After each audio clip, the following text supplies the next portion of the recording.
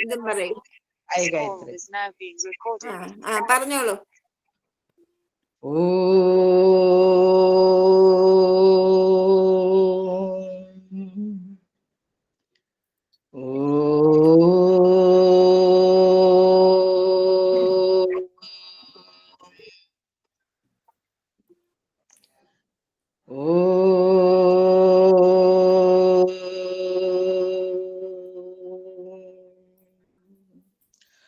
ഓം സായീശ്വരായ വിദ്മഹേ സത്യദേവായ ധീമഹി തന്നഃ സർവഃ പ്രചോദയാത്. ഓം സായീശ്വരായ വിദ്മഹേ സത്യദേവായ ധീമഹി തന്നഃ സർവഃ പ്രചോദയാത്. ഓം സായീശ്വരായ വിദ്മഹേ സത്യദേവായ ധീമഹി തന്നഃ സർവഃ പ്രചോദയാത്.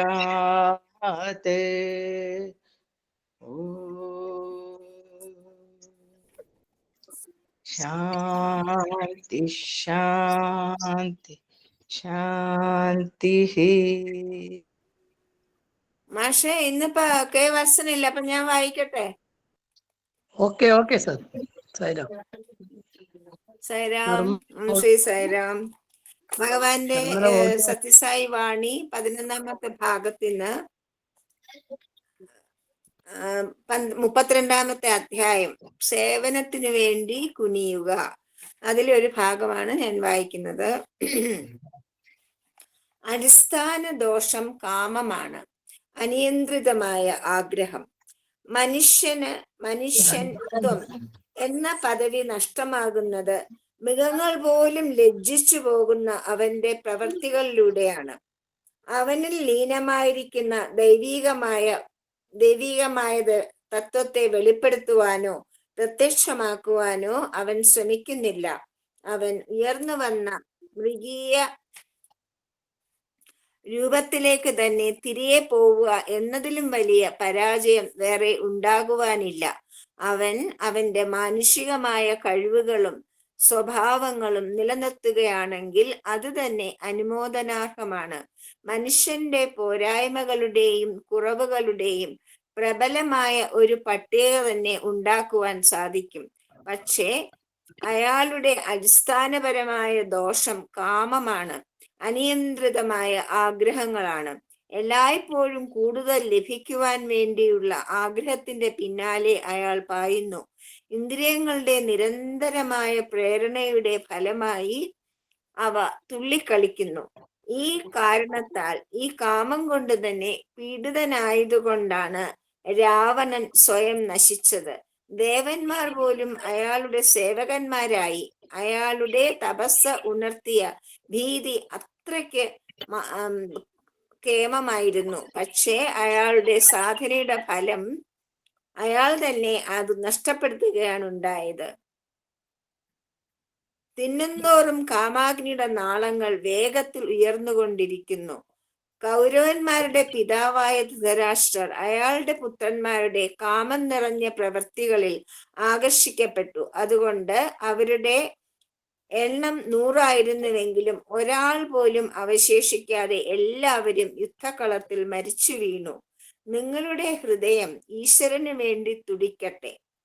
ഭൂമിയിലെ ജീവിതം എന്ന ഘോര വനത്തിലൂടെ നിങ്ങൾ സഞ്ചരിക്കുമ്പോൾ നിങ്ങൾ എവിടെ നിന്നും വന്നുവോ ആ സ്ഥലത്തും എവിടേക്ക് പോണമോ അവിടെയുള്ള അജ്ഞാനത്തിന്റെ ഘോരാന്ധകാരത്തിൽ നിങ്ങളുടെ സാദൃശ്യത്തിലും 6 കൊള്ളക്കാർ, അതായത് കാമം, ക്രോധം, ലോഭം, മോഹം, മതം, മാത്സര്യം എന്നിവ നിങ്ങളുടെ മേൽ ചാടി വീഴുന്നു. നിങ്ങൾക്ക് അവയെ പരാജയപ്പെടുത്തുവാനും സ്വയം രക്ഷിക്കുവാനും കഴിയുന്നില്ല. അതിന് കഴിയണമെങ്കിൽ ജ്ഞാനം, അതായത് ആധ്യാത്മികമായ വിവേകം നിങ്ങൾക്ക് ഉണ്ടാകണം. അത് ചൊരിയുന്ന പ്രകാശവും ഭക്തിയും സമർപ്പണ ജീവിതവും എന്ന ആയുധം അതിന് ആവശ്യമാണ്. ജ്ഞാനത്തിന്റെ പ്രകാശം വിദൂരമായും തിളക്കത്തോടെയും പ്രകാശിക്കണമെങ്കിൽ പ്രേമം, അതായത് പവിത്രമായ പ്രേമം ഉണ്ടായിരിക്കണം. ഹൃദയത്തിൽ ദൃഢമായിട്ട് പ്രേമം നിലനിന്നാൽ മാത്രമേ നിങ്ങൾക്ക് അത് സാധിക്കുവാനാകൂ. എന്തെങ്കിലും ഒരു പ്രതിഫലത്തിന് വേണ്ടി സ്നേഹിക്കുന്നവനോ സ്നേഹം തിരികെ ലഭിക്കുവാൻ വേണ്ടി സ്നേഹിക്കുന്നവനോ ശമ്പളത്തിൽ കണ്ണുനട്ടിരിക്കുന്ന ഒരു കൂലിക്കാരനെ പോലെയാണ്. വാസ്തവത്തിൽ നിങ്ങൾ നിങ്ങളെ മാത്രമേ സ്നേഹിക്കുന്നുള്ളൂ. എന്തുകൊണ്ടെന്നാൽ എല്ലാവരിലും കുടികൊള്ളുന്നത് നിങ്ങൾ തന്നെയാണ്. സോഹം, അതായത് അവൻ ഞാൻ തന്നെ ആകുന്നു. നിങ്ങൾ ആരെ വേദനിപ്പിച്ചാലും നിങ്ങൾക്ക് തന്നെയാണ് വേദനിക്കുന്നത്. നിങ്ങൾ ആരെ വഞ്ചിച്ചാലും നിങ്ങൾ തന്നെയാണ് വഞ്ചിക്കപ്പെടുന്നത്. നിങ്ങളുടെ കഴിവിന്റെയും ബുദ്ധിയുടെയും പരമാവധി ഉപയോഗിച്ചും നിങ്ങളുടെ മനസ്സാക്ഷിയുടെ പൂർണ്ണമായ സംതൃപ്തിക്ക് അനുസരിച്ചും കർത്തവ്യം അനുഷ്ഠിച്ചില്ലെങ്കിൽ നിങ്ങൾ വഞ്ചിക്കുകയാണ്. ഒരാഴ്ചയിൽ ഓരോ മണിക്കൂർ വീതമുള്ള 8 ക്ലാസുകൾ മാത്രം എടുക്കുന്ന ലെക്ചർമാർ കോളേജുകളിൽ ഉണ്ടെന്ന് ഞാൻ അറിഞ്ഞിട്ടുണ്ട്. അവർ ബാക്കിയുള്ള മണിക്കൂറുകൾ എന്തെങ്കിലും വിധത്തിൽ പ്രയോജനകരമായി ചിലവഴിക്കുന്നില്ലെന്നും എനിക്കറിയാം. സേവനം, സമൂഹത്തിന്റെ ഉന്നമനത്തിന് വേണ്ടിയും സമയം കൂടുതലും വിനിയോഗിക്കുകയും ചെയ്യണം. അതാണ് ഈശ്വരന്റെ അനുഗ്രഹം ലഭിക്കുന്ന ഉന്നതമായ ആരാധന. സേവനത്തിലൂടെ നിങ്ങൾക്ക് യഥാർത്ഥത്തിലുള്ള സച്ചിത് ആനന്ദത്തിന്റെ അനുഭവം ഉണ്ടാകുന്നു. എന്തുകൊണ്ടെന്നാൽ സേവനത്തിലൂടെ നിങ്ങൾ അഹംബുദ്ധിയെ കീഴടക്കുകയും സൃഷ്ടിയുടെ അടിസ്ഥാനപരമായ ഏകത്വത്തെക്കുറിച്ച് ബോധ്യപ്പെടുകയും ചെയ്യുന്നു. ഓരോരുത്തരും ഭാരവാഹിയോ അല്ലാത്തവരോ മുണ്ടു മടക്കിക്കുത്തി സേവനത്തിനു വേണ്ടി കുമ്പിടണം. ശരീരത്തെ കർമ്മത്തിലൂടെയും മനസ്സിനെ ധ്യാനത്തിലൂടെയും പവിത്രമാക്കണം. രാജ്യത്തിന്റെ എല്ലാ ഭാഗത്തും ഈ സംഘടനകൾ ആദർശങ്ങളെ ഉയർത്തിപ്പിടിക്കുകയും അവയെ അഭ്യസിക്കുകയും ചെയ്തുകൊണ്ട് ആളുകൾക്ക് പ്രചോദനം നൽകുന്ന മാതൃകകളായി മാറണം. ഭജന ഉള്ളിൽ തട്ടുന്ന അനുഭവമായിരിക്കണം. ഭജന ഉണ്ടാക്കുന്ന പ്രതികരണം എന്താണെന്നറിയുവാൻ ഒരു കണ്ണ് അവിടെയും ഈശ്വരനിലുണ്ടാകുന്ന പ്രതികരണം എന്താണെന്നറിയുവാൻ മറ്റേ കണ്ണ് ഈശ്വരനിലും വെച്ചുകൊണ്ട് പാടുക. നിങ്ങളുടെ ഹൃദയം ഈശ്വരന് വേണ്ടി വ്യാകുലമാകട്ടെ. അപ്പോൾ രാഗവും താളവും സ്വാഭാവികമായി സന്തോഷപ്രദവും ശരിയും ആയിത്തീരും. രാഗത്തിലെയും താളത്തിലെയും എല്ലാ പിഴവുകളെയും ആത്മാർത്ഥത കൊണ്ട് തള്ളിക്കളയാം. പൊങ്ങച്ചമെന്ന ദുശ്ശീലമെന്ന പോലെ ഒരു ദുശ്ശീലത്തെയും ഹൃദയത്തിൽ പ്രവേശിക്കുവാനും അവിടെ പറ്റിപ്പിടിച്ചിരിക്കുവാനും നിങ്ങൾ അനുവദിക്കാതിരിക്കുക. ഒരു തവള ചത്തുകിടന്നാൽ മതി, ആ കിണറ്റിലെ വെള്ളം കുടിക്കുവാൻ ഉപയോഗമില്ലാത്തതായി തീരുന്നു. 100 ജീവനുള്ള തവളകൾ അതിൽ ഉണ്ടെങ്കിലും അത് ഉപയോഗശൂന്യമാകുന്നില്ല. പക്ഷേ ചത്ത തവള വെള്ളം ദുഷിപ്പിക്കുന്നു. കുതിച്ചു വരുന്ന വെള്ളപ്പൊക്കത്തെ ചിറകെട്ടി നിയന്ത്രിച്ചും ആ വെള്ളത്തെ വയലിലേക്ക് നയിച്ച് ഉപയോഗപ്രദമാക്കിയും തീർക്കുന്ന ചാലുകളുടെ വേണം ജീവിതം ജീവിക്കുവാൻ. ശ്രേയോ നിയമം വിന. നിയമവും നിയന്ത്രണങ്ങളും ഇല്ലാതെ ഒരു പുരോഗതിയും ഉണ്ടാകുന്നില്ല. ആരാണോ കൽപ്പനകളെ അനുസരിക്കുന്നത് അവർ അനുഗ്രഹീതരാണ്. എന്തെന്നാൽ അവർ സമ്മാനിതരാകും. ഭഗവാൻ പ്രശാന്ത നിലയത്തിൽ വെച്ച് 24/8/1971 നടത്തിയ പ്രഭാഷണത്തിന്റെ ഒരു ചെറിയ ഭാഗമാണ് ഞാനിവിടെ വായിച്ചത്. അപ്പൊ ഇന്നിനി അനുഭവം ഞാൻ തന്നെ പറയണം. അനുഭവം ഏറ്റവും വലിയൊരു അനുഭവമാണ് ഞാൻ പറയാൻ പോണത്. അതായത്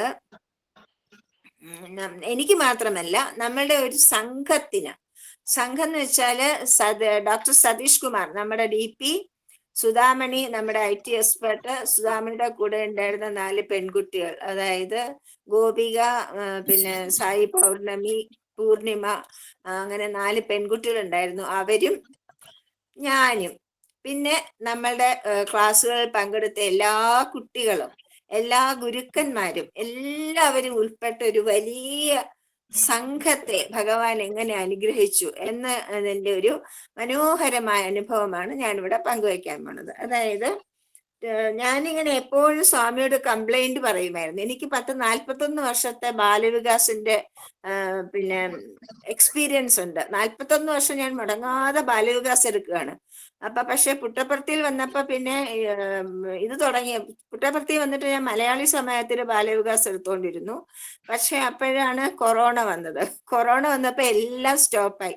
അപ്പൊ ഞാൻ സ്വാമിയുടെ അടുത്ത് എപ്പോഴും കംപ്ലൈന്റ് പറയും, സ്വാമി എന്തോന്ന് സ്വാമി ഇത്രയും എന്റെ എക്സ്പീരിയൻസ് വെറുതെ വേസ്റ്റ് ആയി പോവല്ലേ ഭഗവാനെ, എന്തെങ്കിലും ഒരു വഴി കാണിച്ചു തരൂ, എനിക്ക് തിരുവനന്തപുരം തൊട്ട് കാസർഗോഡ് വരെ ക്ലാസ് എടുക്കാനുള്ള അവസരം തരണമെന്ന് ഞാൻ പറഞ്ഞിട്ടില്ലേ, എന്താണ് അതൊന്നും ചെയ്യാത്തതെന്ന് പറഞ്ഞ് സ്വാമിയുടെ പടം നോക്കി, സ്വാമിയുടെ ചിത്രമല്ല സ്വാമി തന്നെയാണ്, ആ വിശ്വാസത്തോടെ സ്വാമിയോട് ഞാൻ വഴക്കിടും.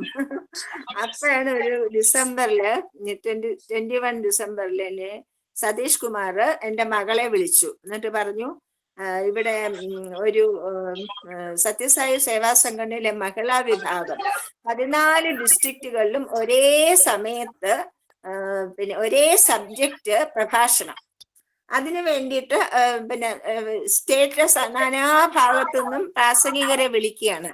അപ്പൊ ലക്ഷ്മിക്ക് ഒന്ന് പറയാമോ ഞങ്ങളുടെ കാസർഗോഡ്? നിർമ്മല ഒന്ന് ഓഡിയോ മ്യൂട്ട് ചെയ്യൂ. ഒന്ന് ഓഫാക്കൂ. അല്ല ലത ഓഡിയോ ഓഫാക്കൂ.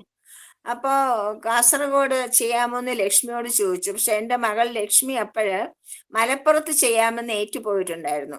ഞാനാണെങ്കിൽ എനിക്ക് ഇടുക്കിയിലായിരുന്നു അന്നത്തെ ദിവസം. അപ്പോഴേ മോള് സതീഷ് മാഷിനോട് പറഞ്ഞു, എന്തായാലും മാഷൊന്ന് ചോദിച്ചു നോക്കൂ, അമ്മയോടൊന്ന് ചോദിച്ചു നോക്കൂ എന്ന് പറഞ്ഞു. അമ്മ അഡ്ജസ്റ്റ് ചെയ്യുമെന്ന് നോക്കാം. അപ്പൊ എന്നെ മാഷ് വിളിച്ചിട്ട് എന്നോട് ചോദിച്ചപ്പോ ഞാൻ 9 പേരോട് ചോദിച്ചു, മാഡം ആരും എല്ലാവരും തിരക്കിലായി പോയി, അതുകൊണ്ടാണ് മാഡം ഒരു വഴി കാണണം. ഞാൻ പറഞ്ഞു ശരി. അപ്പൊ എനിക്ക് തോന്നി ഇതിൽ ഭഗവാന്റെ ഒരു കൈയുണ്ട്, എൻ്റെ ഒരു പ്രാർത്ഥന ഭഗവാൻ കേട്ടതാണ്. അതുകൊണ്ട് ഞാൻ പറഞ്ഞു, മാഷെ ഒരു കാര്യം ചെയ്യാം, ഞാൻ ഇടുക്കിയില് ആ സമയത്ത് 10 തൊട്ട് 11 വരെ ഇടുക്കിയിലാണ്, അത് കഴിഞ്ഞിട്ട് 12 തൊട്ട് 1:30 വരെ ഞാൻ എടുക്കാം, സമ്മതമാണെങ്കിൽ ചെയ്തു തരാം എന്ന് പറഞ്ഞു.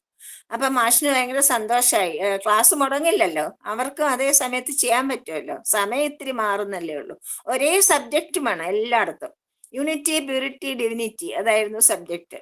അപ്പോ എൻ്റെ അടുത്ത് ചോദിച്ചു, മാഡത്തിനെ പരിചയപ്പെടുത്താൻ, എനിക്ക് സതീഷ് മാഷിനെ അറിയില്ലായിരുന്നു, അപ്പൊ എന്നെ പരിചയപ്പെടുത്താൻ എന്താ വേണ്ടതെന്ന് ചോദിച്ചു. അപ്പൊ ഞാൻ പറഞ്ഞു എൻ്റെ അഡ്രസ്സ് ഒന്നേ ഉള്ളൂ, കെയർ ഓഫ് സായി ബാലവികാസ് ഗുരു, അതാണ്. അപ്പം പിന്നെ മാഷിന് ഭയങ്കര സന്തോഷമായി. കാരണം മാഷ് എപ്പം ഭഗവാൻ ഉള്ളപ്പോഴും ഭഗവാന്റെ സമാധിക്ക് ശേഷവും ഒരേ ഒരു പ്രാർത്ഥനയാണ് മാഷ് എഴുത്തിൽ എഴുതി കൊടുക്കും. അതായത് എനിക്കൊരു ബാലവികാസ് കാസർഗോഡ് ഒരു മോഡൽ ബാലവികാസ് നടത്താനുള്ള ആരെങ്കിലും ഒന്ന് തരണേ മാഷ് സ്വാമീന്ന് പ്രാർത്ഥിക്കുമായിരുന്നു അത്രേ. അപ്പൊ എന്നോട് എക്സ്പീരിയൻസ് ഉള്ള ഒരാളെ കിട്ടിയപ്പോ അദ്ദേഹത്തിന് ഭയങ്കര സന്തോഷമായി. അപ്പൊ ശരി, സന്തോഷമായി, അതൊക്കെ പറഞ്ഞു. അത് കഴിഞ്ഞ ഉടൻ തന്നെ എന്നെ വിളിച്ചിട്ട് പറഞ്ഞു, മാഡം ഒരു ഉപകാരം ചെയ്യാമോ, ഞങ്ങളുടെ ഇവിടെ കുറച്ച് കുട്ടികള് പരീക്ഷ എഴുതാനുണ്ട്, പക്ഷെ ഒരു പ്രിപ്പറേഷൻ ഒന്നും ആയിട്ടില്ല, കാരണം കോവിഡ് ഒക്കെ ആയിട്ട് ക്ലാസ്സസ് ഒന്നും നടക്കുന്നില്ല. അപ്പൊ ഒരു റിവിഷൻ ചെയ്തു തരാമോ എന്ന് ചോദിക്കും. 8 ദിവസമേ ഉള്ളൂ, ഡിസംബറിലാണ് പരീക്ഷ, ഡിസംബറിലാണ് ചോദിക്കുന്നത്, ഡിസംബർ 5-ാം തീയതിയാണ് ചോദിക്കുന്നത്. അപ്പൊ ഞാൻ പറഞ്ഞു ശരി, 8 ക്ലാസ് ആയിട്ട് നമുക്ക് എടുക്കാം, 8 ക്ലാസ് കൊണ്ട് ഞാൻ അവർക്ക് റിവിഷൻ കൊടുക്കാമെന്ന് പറഞ്ഞു, സെക്കൻഡ് ഗ്രൂപ്പിന്റെ. അങ്ങനെ 8 ക്ലാസ്. അപ്പൊ എല്ലാവരും ഈ ഇതുപോലെ റെക്കോർഡ് ചെയ്യുന്ന ഏർപ്പാടും ഒരുപാട് പേർക്ക് പങ്കെടുക്കാൻ പറ്റുന്ന ഇതുമാണ് മാഷ് അറേഞ്ച് ചെയ്തത് യൂട്യൂബില് മീറ്റില്. അപ്പോഴത്തേക്കും ഡിസ്ട്രിക്റ്റിന്റെ എല്ലാ ഭാഗത്തും ഇതേ പ്രശ്നമായിരുന്നല്ലോ, ക്ലാസ്സുകൾ നടക്കാൻ പറ്റാത്തൊരു പ്രശ്നമായിരുന്നു. അതുകൊണ്ട് ഒരുപാട് കുട്ടികളും ഗുരുക്കന്മാരും ഈ ക്ലാസ്സുകൾ അറ്റൻഡ് ചെയ്യാൻ തുടങ്ങി. അവർക്ക് എല്ലാവർക്കും പരീക്ഷയ്ക്ക് നല്ല മാർക്ക് വാങ്ങിക്കാനും പറ്റി. അപ്പൊ മാഷ് എന്നോട് പറഞ്ഞു, ഇതിലെല്ലാം മാഷ് പറയുന്നെങ്കിലും മാഷിനെ ഭഗവാൻ ഉപകരണമാക്കുകയാണ്. എൻ്റെ ആ മനസ്സ് തട്ടിയുള്ള പ്രാർത്ഥന, മാഷിന്റെ മനസ്സ് തട്ടിയുള്ള പ്രാർത്ഥന. എനിക്ക് ബാലവികാസ് ക്ലാസ് എടുക്കണം എന്ന് വെച്ചാൽ എനിക്കൊരു ഹരമാണ്. അപ്പൊ അതിനു വേണ്ടിയിട്ട് ഏത് സമയത്ത് ആര് പറഞ്ഞാലും ഞാൻ ബാലവികാസ് ക്ലാസ്സിന് വേണ്ടിയുള്ള സഹായം ചെയ്യും. അപ്പോ അതെന്റെ പ്രാർത്ഥനയാണെന്ന് ഭഗവാൻ അറിയാം, എന്റെ സാധനയാണെന്നും അറിയാം. അപ്പം മാഷി ചോദിച്ചു, അമ്മ അങ്ങനെയാണെങ്കിൽ അമ്മ ഒരു കാര്യം ചെയ്യാമോ, നമുക്ക് റെഗുലർ ആയിട്ട് 3 ഗ്രൂപ്പിനും ക്ലാസ്സുകൾ എടുക്കാമോ എന്ന് ചോദിച്ചു, ഓൺലൈനായിട്ട്.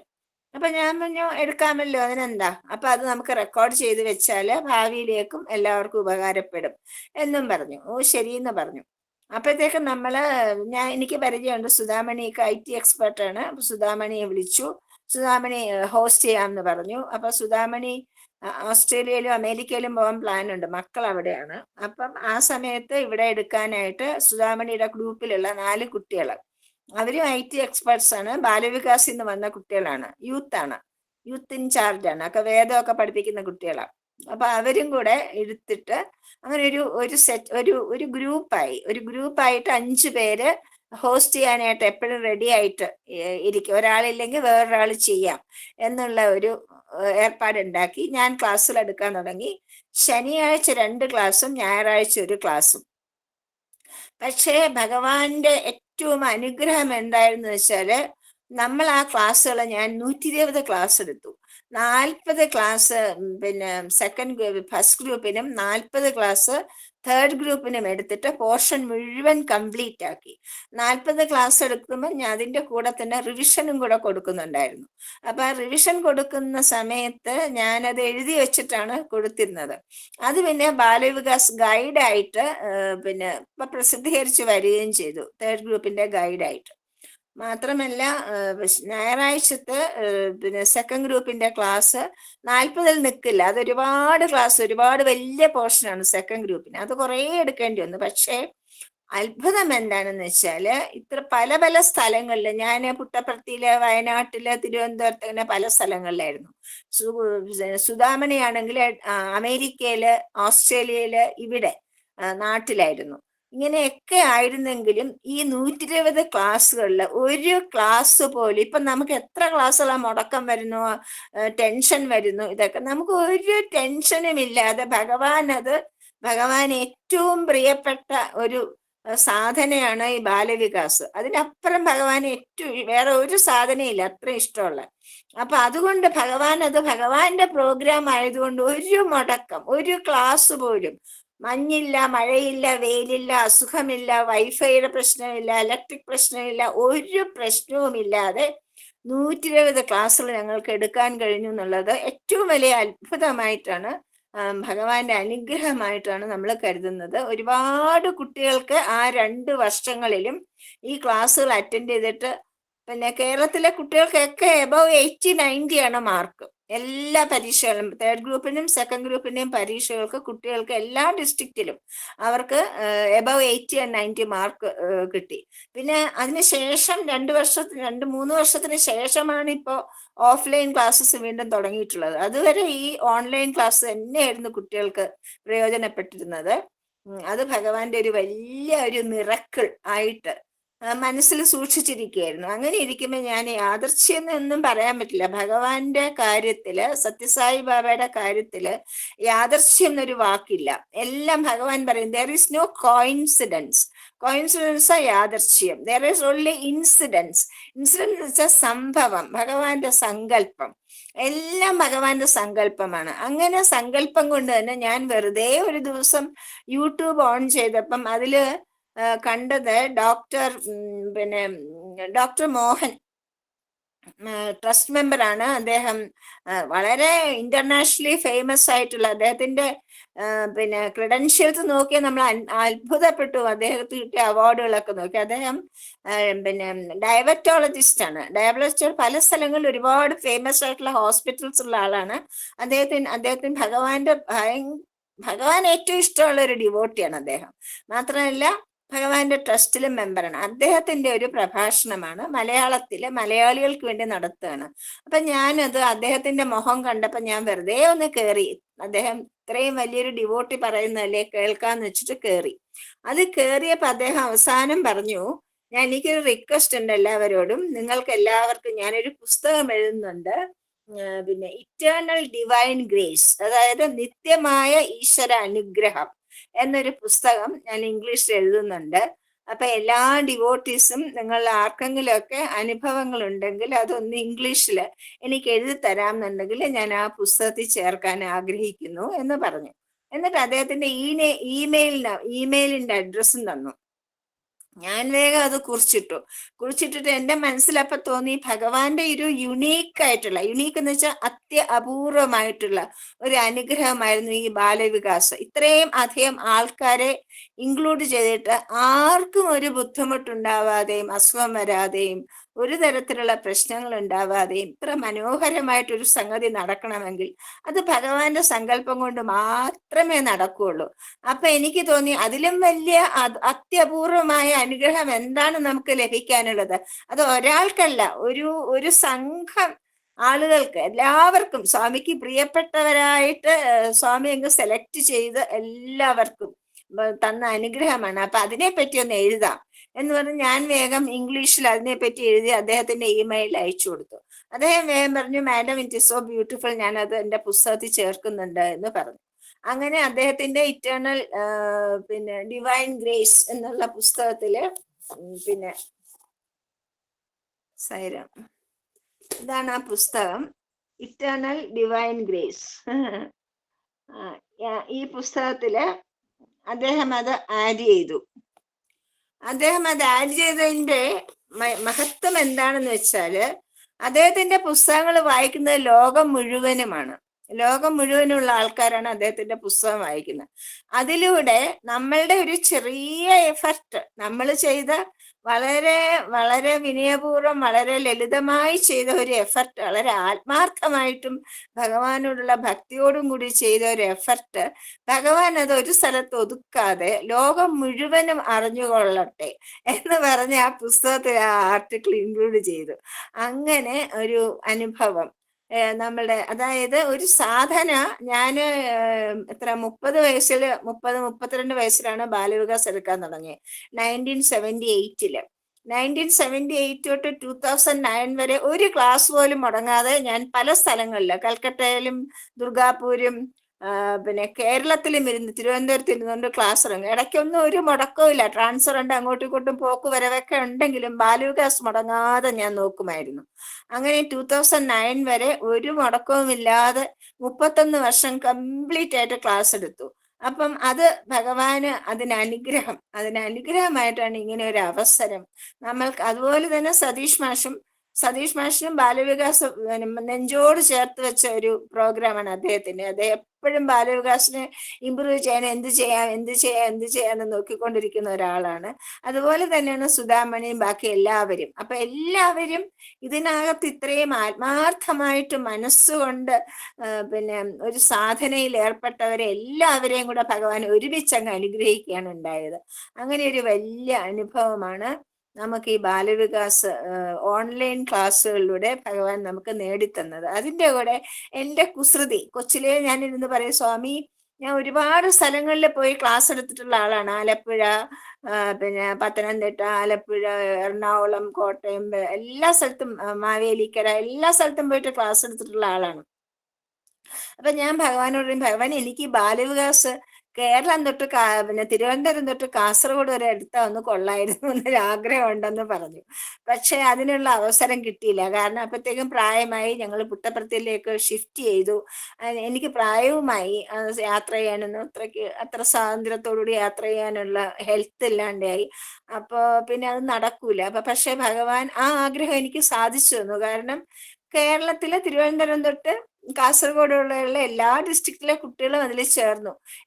എല്ലാ ഡിസ്ട്രിക്റ്റിൽ നിന്ന് 1-2 പേരെങ്കിലും ചേരാതിരുന്നിട്ടില്ല. അങ്ങനെ ഒരു അനുഗ്രഹം കൂടെ ഭഗവാൻ.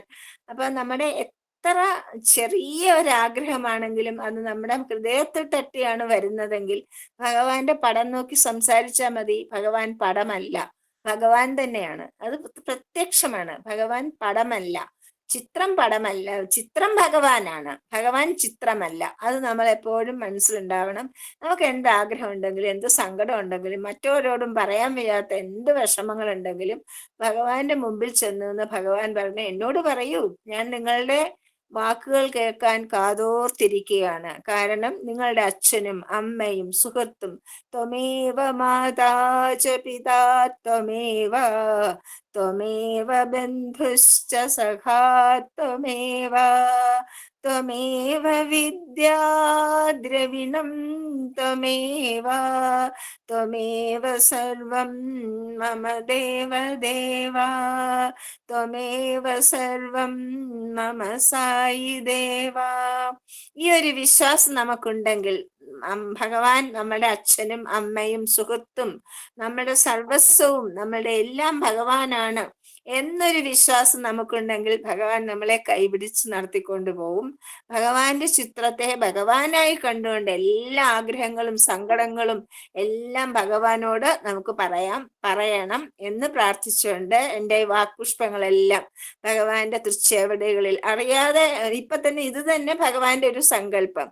ഞാനിന്ന് വിചാരിച്ചതല്ല, ഇന്ന് ക്ലാസ് പറയണമെന്നൊന്നും വിചാരിച്ചതല്ല. പക്ഷെ നമ്മുടെ കെ വത്സൻ അദ്ദേഹത്തിന് ഇന്ന് എന്തോ കൊണ്ട് വരാൻ പറ്റിയില്ല. അതുകൊണ്ട് പറയാനൊരു അവസരം ഭഗവാൻ തന്നെ ഒരുക്കി തന്നു. അതും ഭഗവാന്റെ സങ്കല്പം തന്നെയാണ്. എല്ലാ വാക്കുകളും ഭഗവാന്റെ പാദങ്ങളിൽ സമർപ്പിച്ചുകൊണ്ട് എല്ലാവർക്കും Sairam. Thank you so much. Satish, present ചെയ്യാൻ പറ്റുമോ? ഇപ്പൊ സ്പീക്കാണോ സംസാരമാണോ വേണ്ടത്? ഭഗവാന്റെ പ്രഭാഷണം. സായിരാം. ഓക്കെ.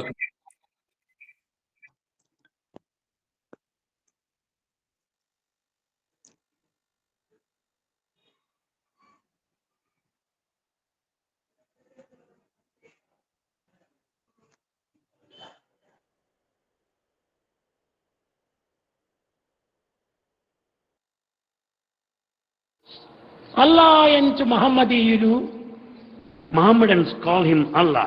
జెహోవా ఎంచు సత్క్రైస్తవులు, Good Christians call him Jehovah. పుల్లప్చాక్షుడు విష్ణు వైష్ణవులు, And Vaishnavites call him as full object. Shambho ఎంచు సేవులు సదా, Shaivites call him Shambho. ప్రలాభమున కొలువ అందరికీ ఐశ్వర్యమును దయను ప్రేమను అందించి కాపాడేటువంటి దేవుడు ఒక్కడే అని భావించుడి. We may give him any number of names, extol him as Allah, Jehovah, Vishnu and Shiva, but yet the same God confers plenty, దైవం prosperity, ఒక్కడే. compassion. God is one. పేర్లు అనేకంగా ఉంటున్నాయి. He has many names. ఒక్కొక్క దాని గురించి ఒక మతంగా స్థాపించుకుంటూ వచ్చారు. And every religion has got its own ఈ మతములు comprehension. వేరు కాదు. In fact, they are different. మతములన్నీ వేరు, మార్గము ఒక్కటే.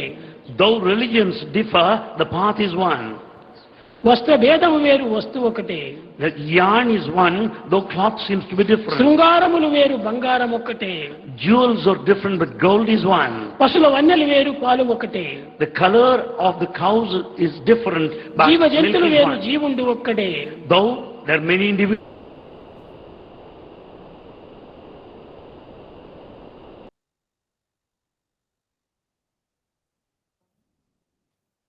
సత్యము స్మరణకు వస్తుంది.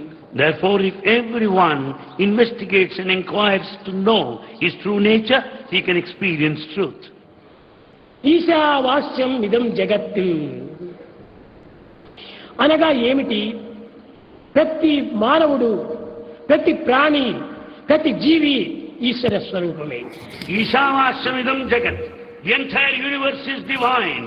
Every living creature, every living being is divine.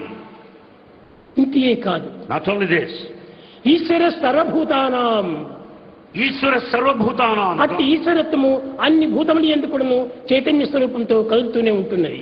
God dwells in all of the beings in the form of the life principle. కనుక ఈనాడు మనకు కోరవలసినది శాంతి, శాంతి, శాంతి. What we should pray for today is peace. శాంతి ఎక్కడనో లేదు. Peace is not separate. మన outside. స్వరూపములే Shanti స్వరూపములు.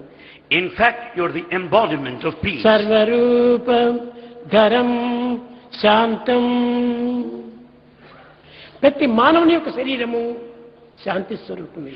Every human form is the very embodiment, personification of peace. సర్వనామధరం శివం. అన్ని పేర్లు కూడాను మంగళకరమైనటువంటివి. All names are equally auspicious. Sachchidananda రూపం అద్వైతం. సత్యం శివం సుందరం. That is non-dual, bliss existence. That is the form, the true form of every human being. That is truth, goodness and beauty.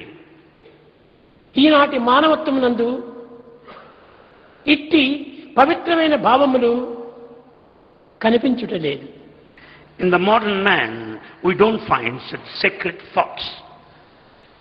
శాంతి అన్నది మన రూపమే తెలుసుకున్నప్పుడు ఎవరు నమ్మరు. When once we declare that we are the very embodiment of peace, nobody would believe you. మరి శాంతి ఎక్కడున్నది? ఎవరైనా చెప్పగలరా? Then where is peace? Can anyone say that? శాంతి నిమిత్తమై ప్రపంచమంతా కూడాను వెతుకుతూ ఉన్నారు. In fact, all over the world, people are in search of peace. కానీ అది తన యందే ఉంటున్నది. But it is within you. తన ముక్కుపైన ఉన్న అద్దాలను తాను మరచి నా అద్దములెక్కడా అని వెతికేటువంటి యొక్క అజ్ఞాని వలె కనిపిస్తున్నది ఈ జగత్తు. It almost sounds like a foolish man who is in search of his spectacles or glasses, wearing them all the time right above his nose. శాంతి మనమే స్వరూపమై ధరించి కూడాను ఈనాడు శాంతి శాంతి శాంతి శాంతి కోసమే మనం ప్రాకులాడుతున్నాం. Being for yourself the very personification of peace, yet you struggle for it. ఈనాడు మానవుడు అనేక కష్టములకు, దుఃఖములకు, విచారములకు గురి కావడానికి మూల కారణం ఏమిటి? What is the reason for all the troubles, anxieties, problems and worries that we face today? తన స్వరూపాన్ని తాను మరచి తాను కానటువంటి యొక్క తత్వాన్ని గర్వించి విశ్వసించి దానిని అభిలషించి కోరుతున్నాడు. The main reason is that one has forgotten one's own true nature. He goes by false identification of that what he is really not. ఏ మానవుడు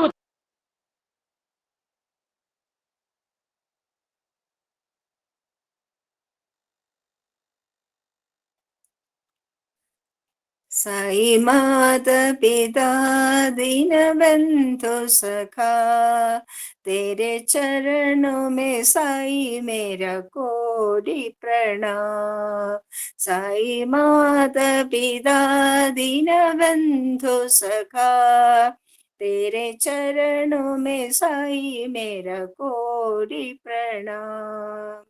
मुझे शक्ति दो मेरे साई शिवा, मुझे शक्ति दो मेरे साई शिवा, मुझे भक्ति दो मेरे साई शिवा, मुझे भक्ति दो मेरे साई शिवा, मुझे मुक्ति दो मेरे साई शिवा, मुझे मुक्ति दो मेरे साई शिवा.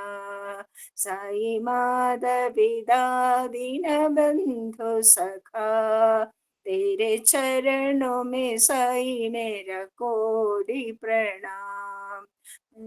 तेरे चरणों में साई मेरा कोटि प्रणाम. मुझे शक्ति दो मेरे साई शिवा, मुझे भक्ति दो मेरे साई शिवा, मुझे मुक्ति दो मेरे साई शिवा, मुझे मुक्ति दो मेरे साई शिवा. साई माता पिता दीन बंधु सखा, तेरे चरणों में साई मेरा कोटि प्रणाम. സായി ഉപമ.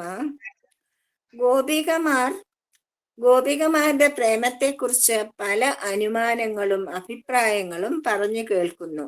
അവരുടേത് സഹജ പ്രേമം, അതായത് ശരീര അവബോധമോ ഇഷ്ടമോ ഇകഴ്ത്തലോ പുകഴ്ത്തലോ ഒന്നും ബാധിക്കാത്ത പരിശുദ്ധമായ പ്രേമം ആയിരുന്നു. അത് കയ്യിൽ ഒട്ടിപ്പിടിക്കുന്ന വെള്ളത്തിന് മുകളിൽ പരന്നു കിടക്കുന്ന എണ്ണപ്പാട പോലെ അല്ല. അത് വെള്ളത്തിന്റെ അടിഭാഗത്തേക്ക് പോയി ആഴത്തിൽ കിടക്കുന്ന മണ്ണിൽ ഉറച്ച് വളരുന്ന താമരത്തണ്ട് പോലെയാണ്. താമരയിലെ ഇല വെള്ളത്തിന് മുകളിൽ പൊങ്ങിക്കിടക്കുന്നു, പക്ഷേ അതിനുള്ളിൽ വെള്ളം തങ്ങി നിൽക്കുന്നില്ല. അതുപോലെ മനുഷ്യനും പരിശ്രമിക്കുമെങ്കിലും ലോകത്ത് തന്നെ നിൽക്കുന്നെങ്കിലും ലോകത്തിന്റെ യാതൊന്നും തന്നെ ബാധിക്കാതെ നോക്കണം. ഇന്ദ്രിയാധിഷ്ഠിതമായ കാര്യങ്ങളിൽ നിന്നും ഉയരണം. ഗോപികമാർക്ക് യാതൊരു തരത്തിലുള്ള ആഗ്രഹങ്ങളും ഉണ്ടായിരുന്നില്ല. അവർ ഭഗവാനിൽ പരിപൂർണ ശരണാഗതി നേടിയവർ ആയിരുന്നു. ജയ് സായിരാം. ശോഭ ശാന്തി മന്ത്രം പറഞ്ഞോളൂ. ഓക്കെ.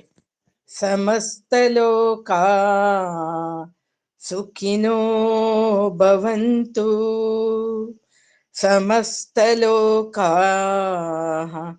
സുഖിനോ ഭവന്തു, സമസ്തലോകാ സുഖിനോ ഭവന്തു. ഓം ശാന്തി ശാന്തി ശാന്തി. സായിരാം. സായിരാം.